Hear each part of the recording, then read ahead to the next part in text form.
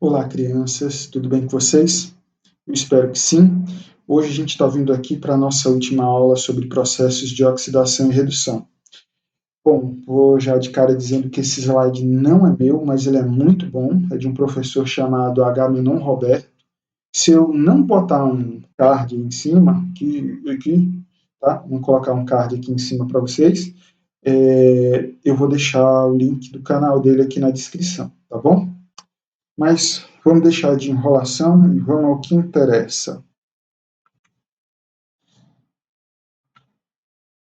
A gente vai ver aqui de cara os processos de eletrólise. Opa. Processos de eletrólise. Vocês talvez não estejam acostumados com esse termo, eletrólise, mas ele está presente em muitas coisas. Então, vendo essas três imagens que estão aqui, esse brilho intenso que tem aqui existe graças ao processo de eletrólise, que é o recobrir um metal com um outro, tá bom? Então a gente pode dizer que a eletrólise é o fenômeno de decomposição de uma substância pela ação de corrente elétrica. Ou seja, eu vou consumir eletricidade para provocar a reação. Naqueles casos onde DDP vai ser um valor negativo, tá? Ou seja, DDP é menor que zero, tá legal? Então, a eletrólise ocorre em soluções onde existem íons ou com substâncias iônicas fundidas. A aula de hoje vai ser um pouco longa, eu já aviso de agora. A eletrólise é diferente da pilha. Primeiro, porque uma fonte de energia faz passar uma corrente elétrica pelo recipiente, que é diferente da pilha, que em vez de consumir, produzia corrente elétrica. Ou uma substância fundida. A gente vai ter ou solução ou fundido. Lembra de fundido, algo que sofreu fusão, ou seja, passou do estado sólido para o estado líquido, ok?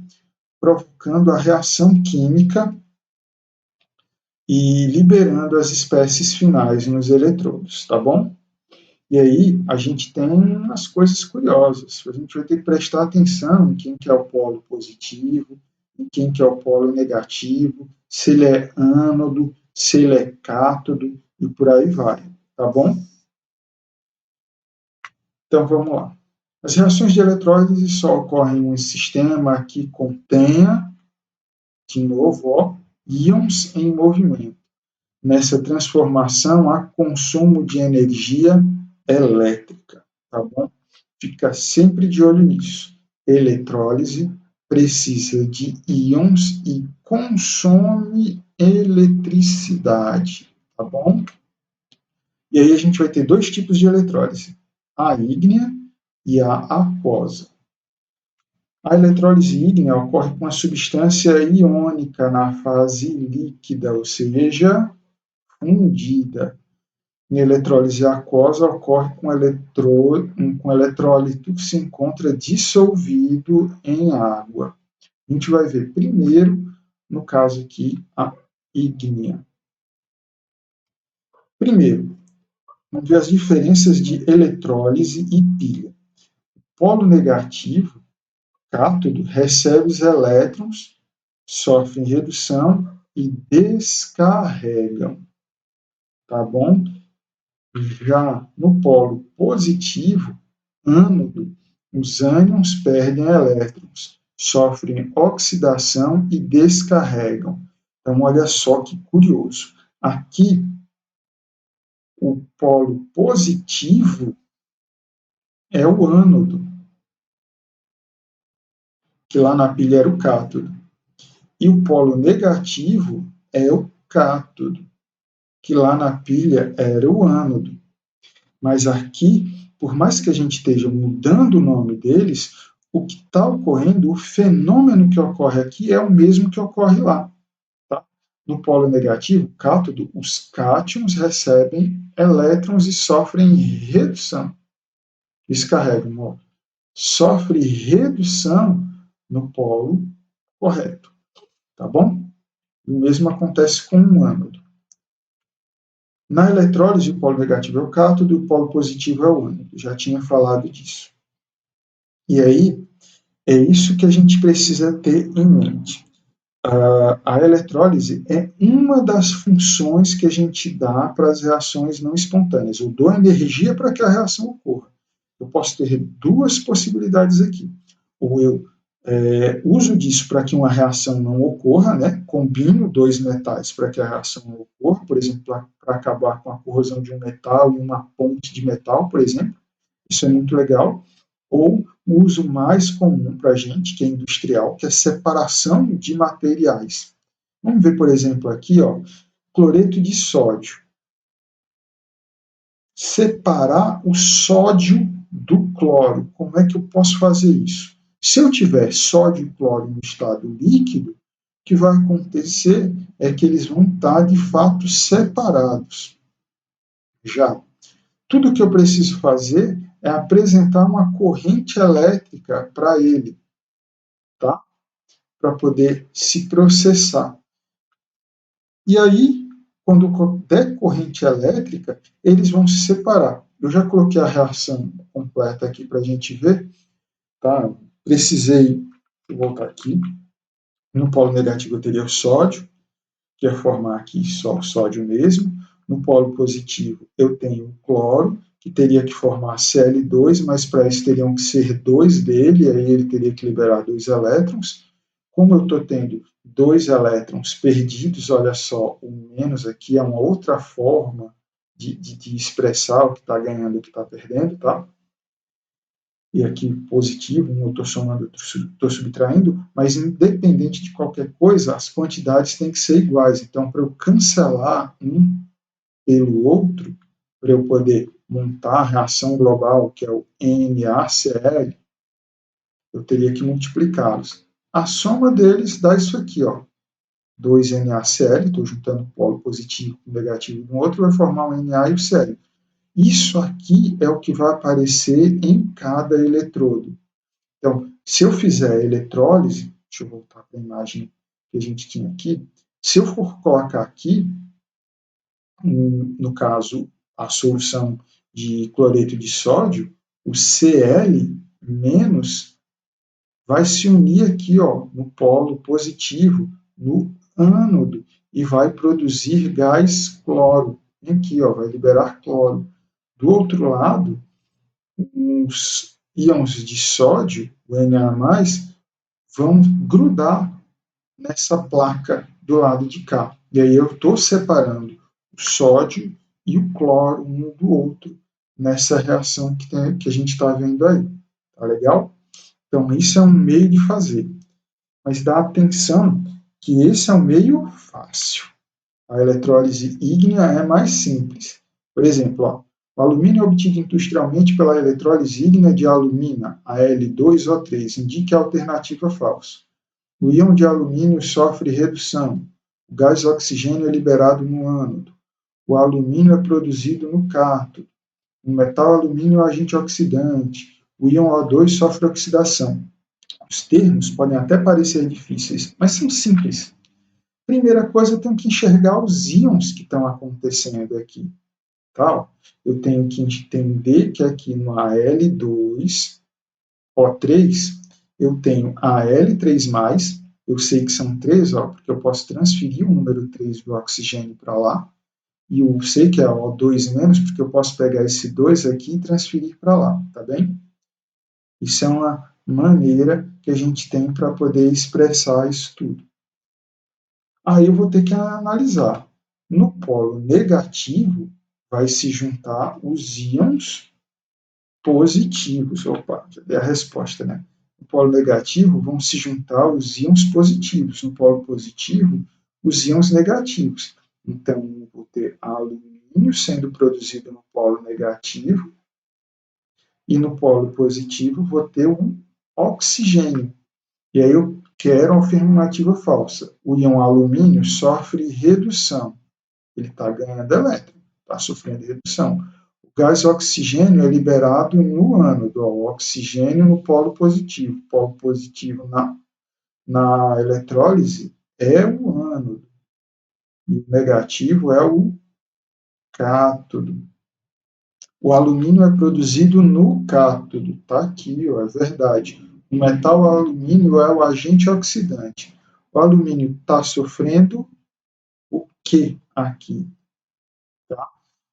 Aqui diz que o alumínio é o agente oxidante. Ele está sofrendo redução. E aí depois diz que o íon O2- sofre oxidação. É verdade. Então a gente tem que selecionar aquele que é mentira. Tá bom? Agora, aquilo que a gente viu foi a parte fácil, que é só pegar aqui, ó, e separar aqui íon positivo, aqui íon negativo. Estão vendo aqui em cima? Ó? Então, ó, só simplesmente separar o que é o íon positivo do que é o íon negativo. Outra coisa é a eletrólise aquosa. Por que que é diferente? Porque eu vou ter dois cátions e dois ânions. Tá? Na eletrólise aquosa, a gente tem íons dentro de uma solução aquosa. Se vocês sabem que é uma solução aquosa, é uma solução onde a gente tem água.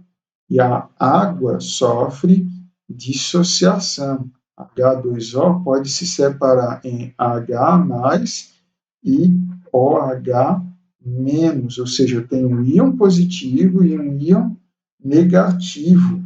E ele vai competir com os íons que tiverem lá colocados. E eu vou ter que ficar de olho numa coisa, ó. No polo positivo, a gente vai ter uma ordem de prioridade, tipo a oxidrila, que é esse OH aqui, que a gente também chama de hidroxila, descarrega antes dos ânions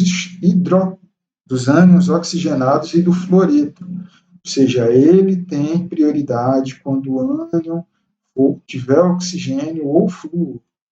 Nos outros casos, os ânions que não têm oxigênio vão ter prioridade. Vocês vão entender essa história de prioridade já já. No polo negativo, o íon H+ descarrega antes dos cátions dos alcalinos terrosos e alumínio. Então, ó, o hidrogênio tem prioridade sobre os alcalinos, e na casa do Roberto, coisas francesas.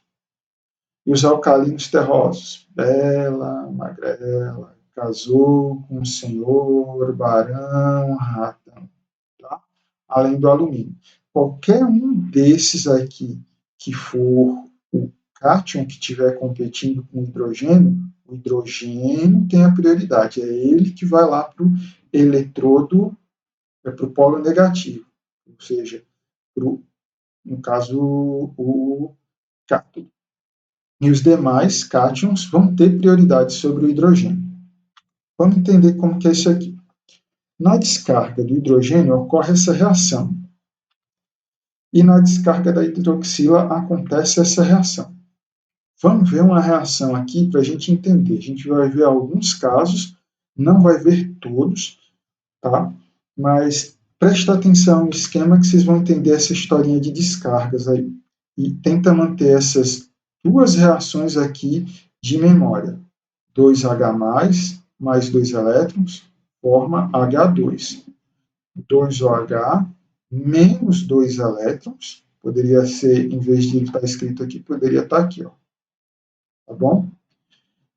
Menos 2 elétrons, forma H2O mais meio oxigênio. Tá bom? Memoriza, anota em algum lugar.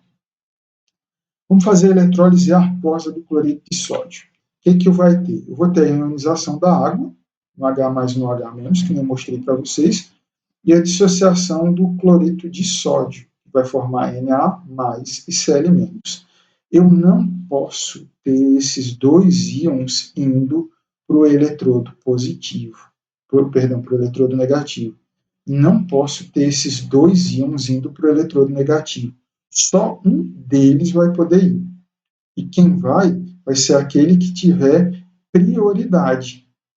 E aí eu vou ter que lembrar daquelas regrinhas que eu apresentei para vocês ainda há pouco. Vamos pensar aqui no ânodo. quem é que tem prioridade entre esses dois aqui, ó? Vou voltar lá, só para a gente lembrar. Opa, aqui mesmo, no polo positivo. Hidroxila tem prioridade em ânions oxigenados ou flúor, ou seja, quem estiver competindo com ele tem que ter oxigênio ou tem que ser o flúor. Mas olha só, o cloro não é um flúor e não tem oxigênio. Então, a hidroxila não tem prioridade nesse caso. Quem vai para o ânodo, para o polo positivo, é o cloro.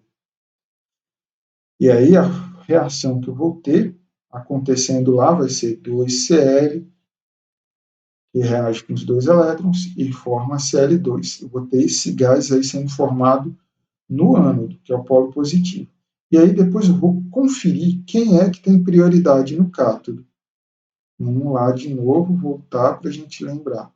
No cátodo polo negativo, o hidrogênio tem prioridade. Lítio, sódio, potássio, rubídio, césio, frâncio, berílio, magnésio, cálcio, estrôncio, bário, rádio e alumínio. Olha só. Então, deixa eu voltar aqui. Então, aqui, entre o hidrogênio e o sódio, quem vai ter prioridade é o hidrogênio. Por quê? Porque o sódio está lá naquela listinha que a gente destacou. Polo negativo, quem tem prioridade é o hidrogênio sobre o sódio. E aí eu vou ter essa semi-reação aqui acontecendo. Então, recapitulando. No ânodo eu vou ter cloro, no cátodo eu vou ter hidrogênio. E ficam na solução o sódio e a hidroxila, o oxidrila, que uma vai se juntar com o outro e formar esse NaOH aqui, tá bom? E aí a gente pode montar a reação global, cancelando um pelo outro. E lembrando do que ficou. Eu vou ter os dois NaCl, mais os dois H2O que eu tinha lá no começo para poder formar, reagem, formam o H2, o Cl2 e dois NaOH que vão sobrando. Viu como é um pouquinho mais chatinho a eletrólise aquosa? Eu tenho que reparar entre os ânions e os cátions quem descarrega. Então, ó, ilustrando na eletrólise aquosa, o que vai acontecer vai ser isso aqui, ó. Os íons de cloro vão se juntar ali no eletrodo positivo, formar o gás, tá bom? Os íons de hidrogênio vão se juntar com o eletrodo negativo, com o cátodo, formar um gás, certo? E a solução ali, ó, final, vai ser formado um NaOH, o hidróxido de sódio, que é uma solução básica. Por isso essa cor rosa aqui forte para vocês, porque ela é alcalina e em fenolftalina ela adquire essa cor toda aí. Vamos ver uma outra eletrólise aqui para a gente fixar, do sulfato de cobre, tá bom? Então, a gente ioniza a água, primeiro passo, e dissocia o sulfato de cobre. Então, vou ter cobre competindo com o hidrogênio e o sulfato competindo com a hidroxila. No ânodo, que é o eletrodo polo positivo, a hidroxila, que a gente está chamando aqui de oxidrila, tem prioridade. Por quê? Porque aqui eu tenho um ânion oxigenado, ó, tem oxigênio no ânodo, tá? Ele tem prioridade, então, nesse caso. No polo negativo, quem vai ter prioridade já vai ser o cobre, tá? Por quê? Porque o cobre não é um metal alcalino, não é um metal alcalino terroso e não é um alumínio. Isso é o suficiente para que isso aconteça. Eu já sei quem são, já sei quais vão ser a semi-reação do ânodo e do cátodo. Está aqui a semi-reação do ânodo, está aqui a semi-reação do cátodo. Eu vou cancelar os elétrons para formar a equação global, né? E vai ficar na solução o H e o SO4. Então, ó, na eletrólise de uma solução aquosa diluída de ácido sulfúrico, quais são os gases produzidos? É só a gente voltar lá no que tínhamos. Aí a gente vai ter a ionização da água, a ionização do ácido sulfúrico, a gente vê quem é que tem prioridade em cada lugar. No caso aqui, ó, eles são iguais. Então, não tem que ver. Vai ter hidrogênio sendo produzido no polo negativo. No polo positivo, a hidroxila tem prioridade, porque é o caso aqui, ó, ânion oxigenado. Então, eu vou ter produzido hidrogênio e oxigênio. O que ocorre com a concentração da solução? A concentração da solução vai ficando mais concentrada com H2SO4, porque eu pego a sobra, ó, pego o SO4 e junto com o que ficou, no caso do hidrogênio, e adequo para eu pegar o mais com 2 menos. Para cancelar, eu preciso de 2 dele. E aí pede para escrever a equação global. A equação global é H2SO4 mais o H2O, na setinha, e aí eu vou produzir o H2, o O2, a água, que eu não vou cancelar mais para frente, e o H2SO4. Fica isso aqui, ó. Tá bem? Aí tem uns fatores que são a lei de Faraday, que ela entra para a gente para calcular quanto de um metal que vai cobrir algo, ou quanto de energia vai ter que ser usada. Aí a primeira lei de Faraday diz que a massa de uma substância formada ou transformada numa eletrólise é diretamente proporcional à carga elétrica que atravessa um circuito. Memoriza a fórmula. Você precisa saber que Q é igual a I vezes T, tá? Mais para frente vocês vão entender. A primeira lei de Faraday pode ser escrita, então, dessa outra maneira. Então, ó, de novo, a massa de uma substância formada e transformada é diretamente proporcional à carga elétrica que atravessa. Então, ó, aqui a gente tem a carga elétrica. E aqui eu tenho o valor de Q, que é dado em coulombs, I vezes T, que é a intensidade da corrente vezes o tempo. A fórmula que eu preciso que vocês memorizem por hora, dessa aqui é a que está aqui embaixo. É a fórmula da primeira lei de Faraday. M igual a K vezes I vezes T. K é uma constante, tá bom?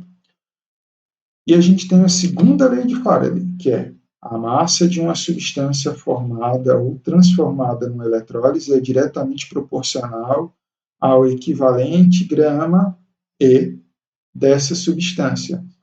Aí a gente vai ter um valorzinho aqui equivalente grama. E aí a gente também é capaz de associar as duas leis. M é igual a K vezes E vezes Q, ou M é igual a K vezes E vezes I vezes T. E a gente conhece a constante K. O valor da constante K é 1 sobre 96.500, que é o valor de um coulomb. Tá? E aí, vamos ver só algumas pouquinhas questões para poder entender como que isso funciona, tá bom? Então, uma solução de cloreto de prata é eletrolizada durante 965 segundos por uma corrente elétrica de 1 ampere. Qual a massa de prata depositada no cátodo? E aí tem a massa da prata aí, que é de 108 gramas por mol. Eu tenho tempo, eu tenho a intensidade e eu quero saber qual é a massa. Eu pego uma fórmula. Massa igual a E vezes I vezes T, dividido por 96.500. Eu vou e substituo os valores ali. Tá? E, no caso, vai ser igual a 108 gramas dividido por 1. No caso aqui, o ampere, tá? E aí dá 108 gramas. Substituo o valor de E, substituo o valor de I, substituo o valor de T, faço os cálculos necessários e chego à massa de cloreto de prata eletrolizada, tá bom? A carga total transportada por um mol de elétrons é de 96.500 coulombs, é igual a 1 Faraday, em homenagem a Michael Faraday, tá? Que era um físico-químico. E aí, um mol de elétrons é igual a essa quantidade aqui, ó, 6,02 vezes 10 elevado a 23. Então, 1 mol de elétrons é igual a 1 Faraday, e 1 Faraday é igual a 96.500 coulombs, tá bem? Isso é mais só para memorizar. Uma solução de cloreto de prata é eletrolizada durante 965 segundos por uma corrente elétrica de 1 ampere. Qual a massa de prata depositada no cátodo? A mesma questão que a gente viu ainda há pouco, só que respondida de uma outra maneira. Pela cuba eletrolítica passa uma carga que é de 1 ampere vezes 965 segundos. Então, ó, Q é igual a I vezes T, e nos entrega 965 coulombs. Como a prata aqui está recebendo 1 mol de ampere, 1 mol de elétron, perdão, e 1 mol equivale a 96.500 coulombs, ou seja, um Faraday, por aí vai, ele vai produzir 1 mol, 108 gramas, dá para a gente fazer uns cálculos com isso. Como 96.500 está para 108 gramas, da mesma forma que 965 estão para N. A gente faz um cálculo de regra de 3 simples e chega rapidinho a massa de 1,08 gramas. Usem as informações que tiverem. Teremos possibilidades de usar fórmulas diferentes, tá bem? Uma carga elétrica de 9.650 coulombs eletrolisa uma solução contendo íons de cobre 2, com a massa depositada no eletrodo. E aí dá a massa do mol para a gente. A reação é essa. Então, o que é que eu vou ter?